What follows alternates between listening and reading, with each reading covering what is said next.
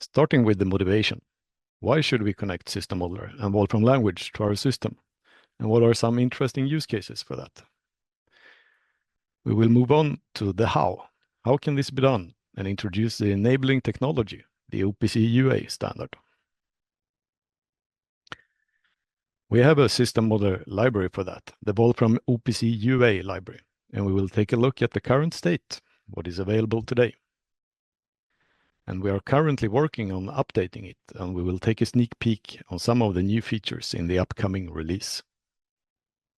So, starting with the why, let's look at some interesting use cases. We start with data collection. Here, for example, we have a lab-scale bioreactor, a device made to support the biologically active process.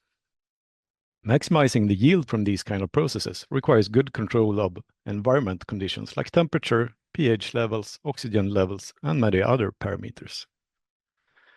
By connecting to it, we can collect the data that is relevant for our particular process and do post-processing in Wolfram language.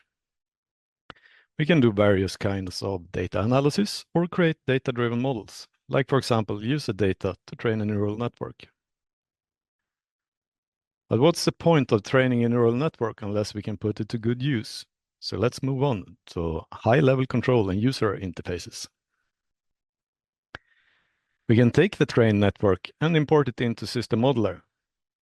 With our model running in real time and connected to the system, we can feed the sensor data into the neural network and use the output to control the system, thereby running the neural network against a real system in real time. We can also prototype and develop other high-level control algorithms and run them in real time against a real system. Using the Wolfram language, we can build dashboards and custom control panels. This can be useful, for example, in a lab setting, where you might do a wide variety of different experiments using the same equipment. You can then build control panels that are targeted to the needs for operating and monitoring a specific experiment. Another broad area of applications are digital twins, software in the loop, and hardware in the loop simulations. Say we are writing PLC code to control our system, and we want to test that PLC code before deploying it to real hardware. If we have a model of our system running in real time and we can connect that to our PLC simulator, then we can run software in the loop simulations and test our PLC code before deploying it to actual hardware. Likewise, when we do deploy our PLC code to the real hardware and connect that to our simulation, we can run hardware in the loop simulations, enabling us to conduct more tests without access to the real system. We can also leverage other Wolfram technologies. For example, we can run the system through different scenarios and use the soon-to-come system model validate functionality to validate that our PLC code fulfills all specified requirements.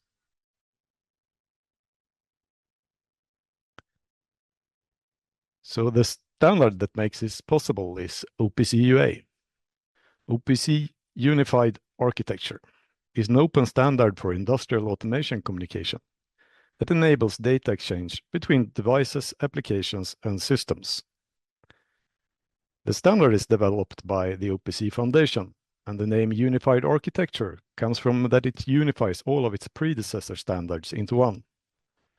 In contrast to the predecessors, OPC UA is a platform-independent standard and designed to run on everything from small devices like PLCs up to regular desktops and cloud servers. At the core of the standard, we have an information modeling framework and services for browsing and accessing data, as well as receiving data and event notifications. The information modeling framework is object-oriented and includes constructs like hierarchical composition, object types, and type hierarchies. It makes it possible to standardize information models for industrial equipment and increasing interoperability. All the services in the standard are defined in an abstract way and then mapped to existing communication protocols. This makes the standard very flexible in that it can easily adopt new communication protocols as they emerge.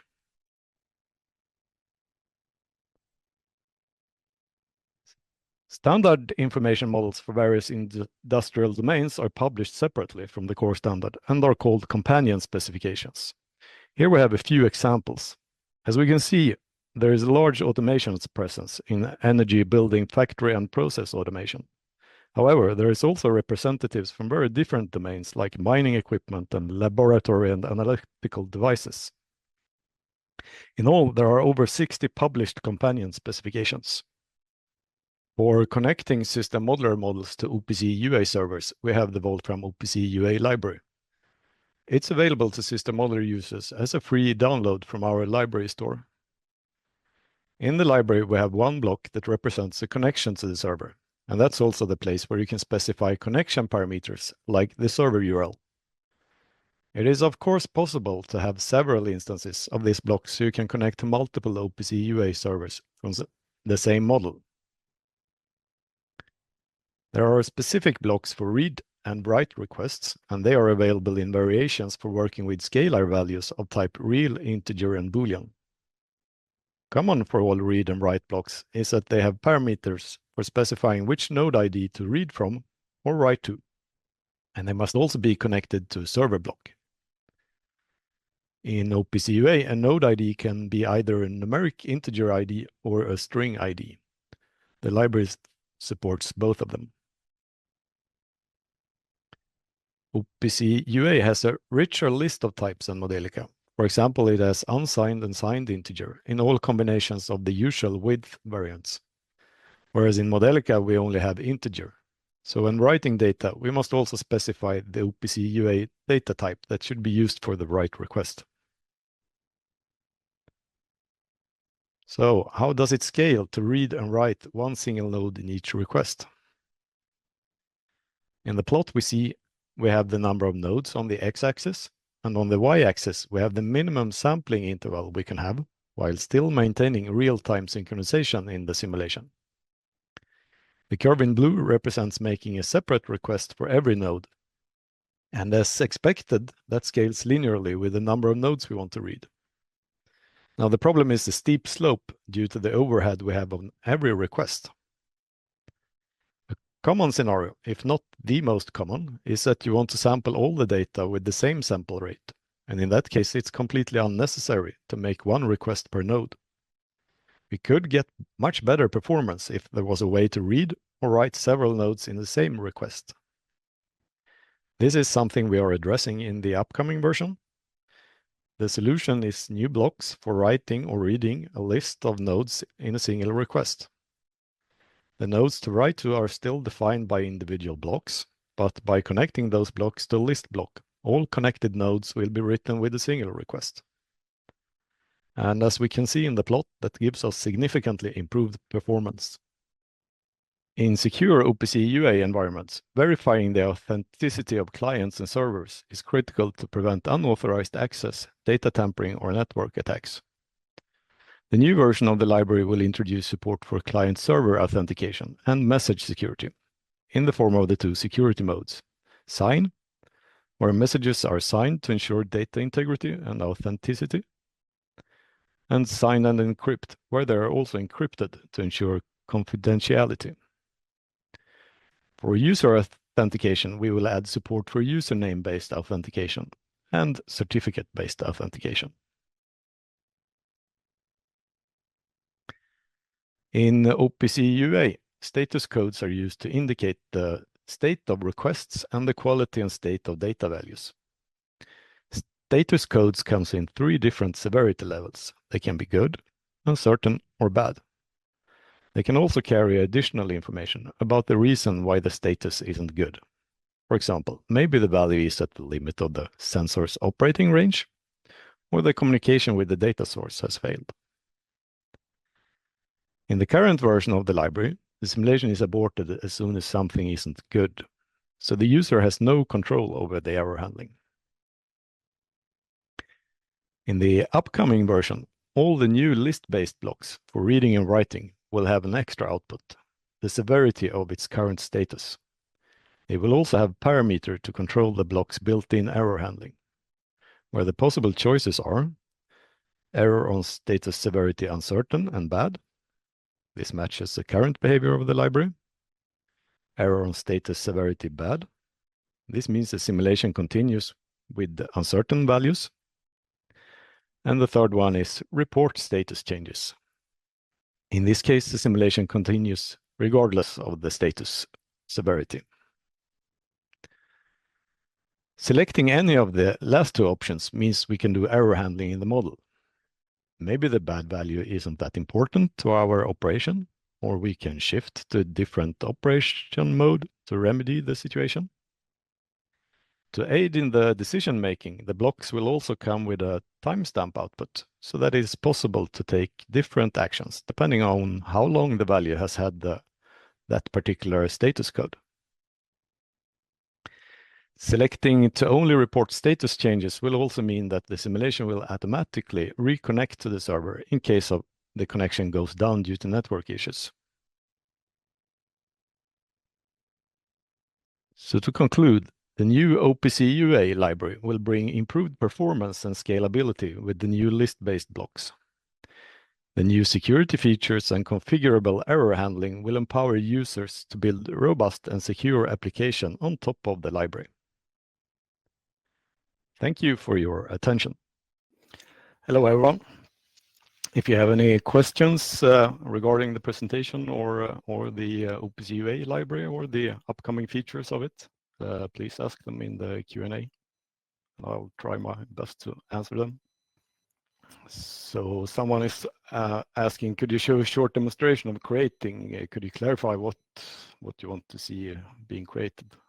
Okay, so if you want to control something, I mean, you would first you need your server object where you specify the URL for the OPC server of the machine that you want to control. And then you would use any of the available components for reading data. So we take the list-based components from the new version or the upcoming version. So first you specify a list of nodes that you want to read.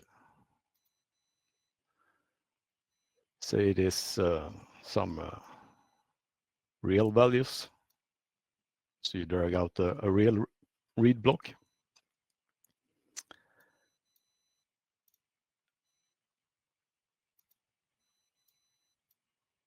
And here you then have to specify the ID of that particular node. Maybe it's some, I don't know, some temperature that you want to read. Then you will get read the temperature with a particular frequency. And then you can build a model that do whatever calculations you want to do with that. And then feed your calculation back with a write operation, which is another block then for defining a list of nodes to write to.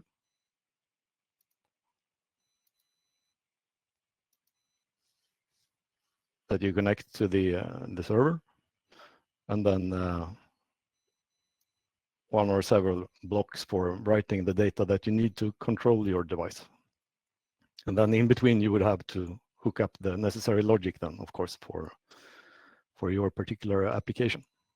I hope that answers your question. So the question is, does this create the PLC code output or just simulate it? No, the PLC code you would write in your PLC simulator and run it there.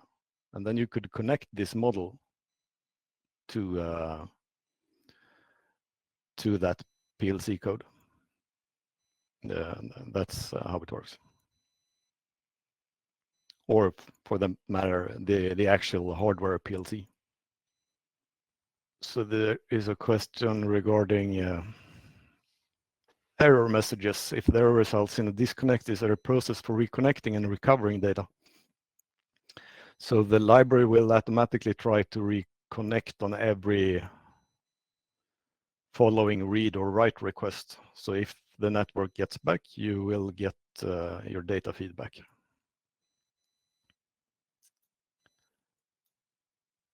but you won't get the old data that you missed during the downtime.